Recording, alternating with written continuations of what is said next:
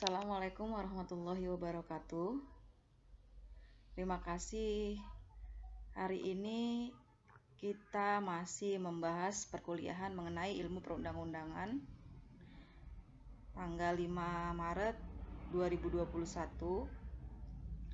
Pertemuan ini adalah pertemuan terakhir sebelum minggu depan akan kita adakan UTS. Minggu depan UTS Ilmu Perundang-undangan dan Etika Profesi Hukum yang soalnya akan saya bagikan melalui Pak Robi sesuai prosedur yang sudah disepakati saya dan kampus. Pada kesempatan kali ini saya akan menjawab pertanyaan-pertanyaan yang sudah diberikan melalui komen di YouTube. Akan saya jelaskan pada perkuliahan hari ini.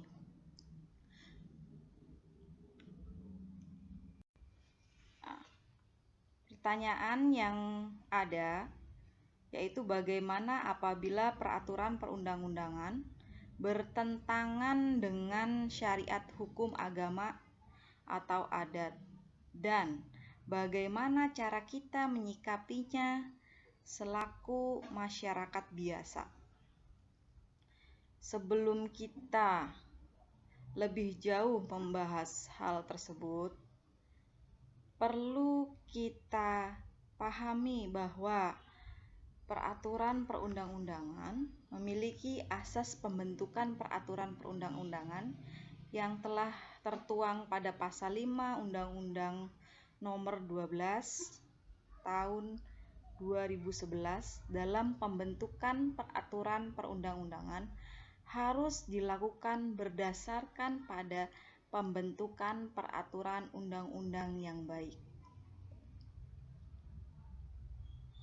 Di sini, peraturan perundang-undangan bertentangan dengan syariah hukum agama atau adat.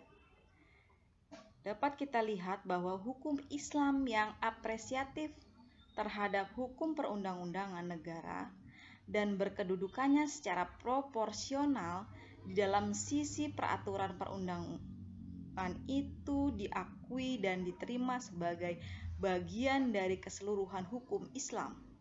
Di sisi lain, nilai kebenaran yang terkandung di dalamnya direlatifkan dalam konteks untuk kemaslahatan hidup duniawiyah, tidak merupakan kebenaran absolut.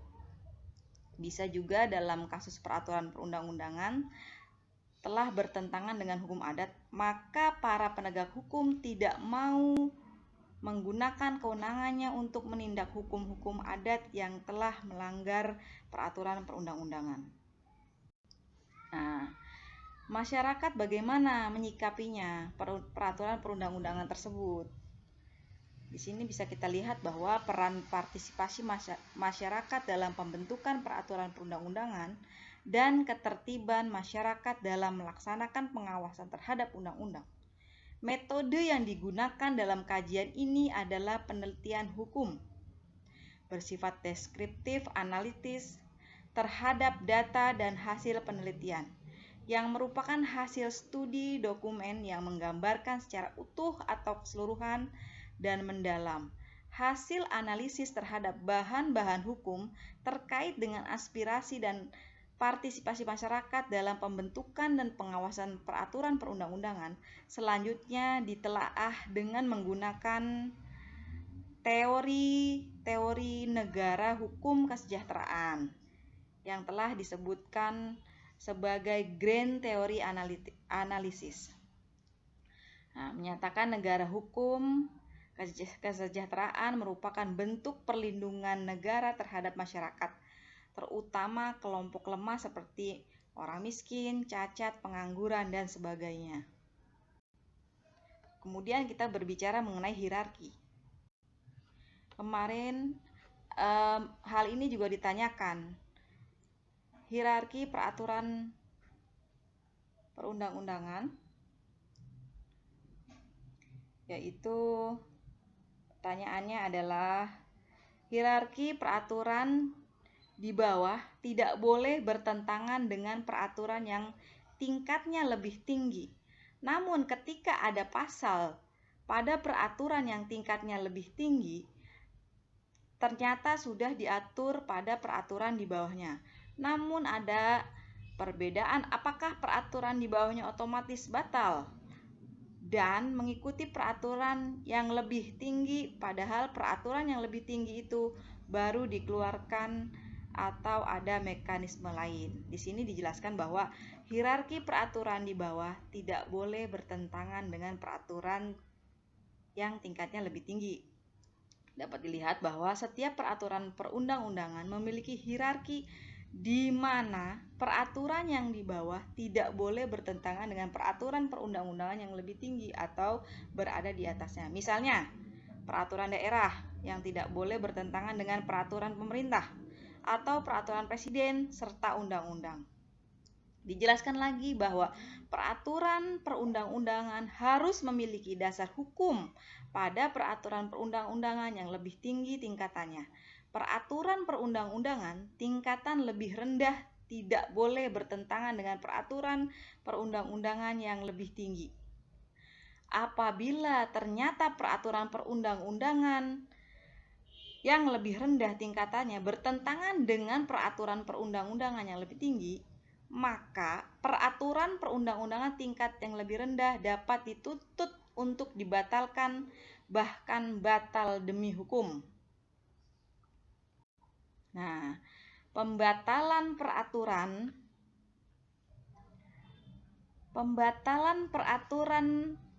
di bawahnya otomatis, yaitu makna hierarki itu sendiri tidak lain adalah penjenjangan setiap jenis peraturan perundang-undangan yang didasarkan pada asas bahwa peraturan perundangan yang lebih rendah tidak boleh bertentangan dengan peraturan perundangan yang lebih tinggi.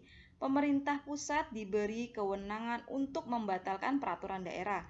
Hal ini tercermin dalam ketentuan Undang-Undang Nomor 23 Tahun 2014 tentang pemerintahan daerah, yaitu pasal 251 ayat 1 sampai dengan ayat 8. Pasal ini dengan tegas menjabarkan kewenangan Menteri Dalam Negeri yang berkaitan dengan pembatalan perda provinsi serta perda kabupaten atau kota apabila gubernur yang memiliki kewenangan untuk membatalkan perda tersebut tidak melakukan pembatalan. Kemudian, mekanisme pencabutan ini merujuk pada Undang-Undang Nomor 12 Tahun 2011 tentang pembentukan peraturan perundang-undangan. Pencabutan perda hanya dapat dilakukan oleh peraturan setingkat perda atau peraturan yang lebih tinggi. Dijelaskan lagi bahwa jenis dan hierarki perundang-undangan, peraturan perundang-undangan diperlukan untuk kepastian hukum, di mana dalam hierarki atau tingkatannya peraturan perundang-undangan yang berada di bawah peraturan yang lebih tinggi tidak boleh bertentangan. Dengan kata lain, peraturan yang lebih rendah harus berpedoman pada peraturan yang lebih tinggi. Untuk itu, dalam pasal 7 Undang-Undang Nomor 12 Tahun 2011 tentang pembentukan peraturan perundang-undangan telah mengatur jenis dan hierarki tersebut.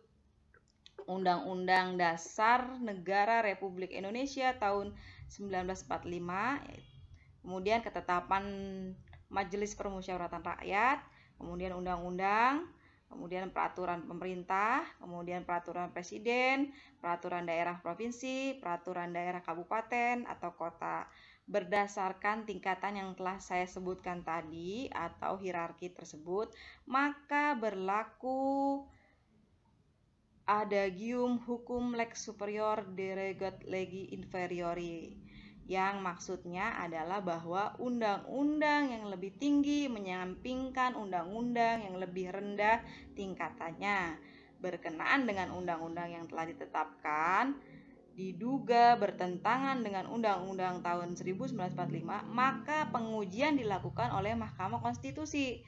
Sedangkan jenis dan hierarki peraturan perundang-undangan yang tingkatnya berada di bawah undang-undang, pengujiannya dilakukan oleh Mahkamah Agung. Nah, jenis peraturan perundang-undangan lainnya, di samping jenis peraturan perundang-undangan sebagaimana telah disebutkan tadi, maka terdapat jenis peraturan perundang-undangan lainnya, yaitu peraturan yang ditetapkan oleh Majelis Permusyawaratan Rakyat, Dewan Perwakilan Rakyat, Dewan Perwakilan Daerah, Mahkamah Agung, Mahkamah Konstitusi, Badan Pemeriksaan Keuangan, Komisi Yudisial, Bank Indonesia, Menteri, Badan atau Lembaga Komisi yang